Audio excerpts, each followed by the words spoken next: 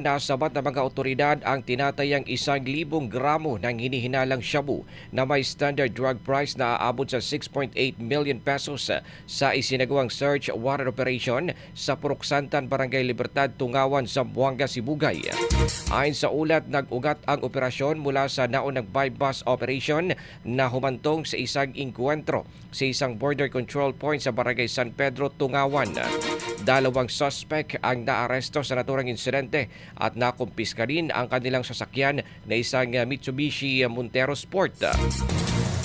Sa isinagawang paghahalughog, nakumpiska ang isang tea bag container at isang transparent na vacuum-sealed plastic sachet na naglalaman ng pinaniniwalaang shabu. Ang mga nakuhang ebidensya ay isa sa ilalim sa masusing pagsusuri ng Zamboanga Sibugay Provincial Forensic Unit bago iharap sa korte. Samantala, nasa kustodiya na ng pulisya ang isang suspect sa Ipil Municipal Police Station habang ang isa naman ay ginagamot sa Zamboanga City Hospital.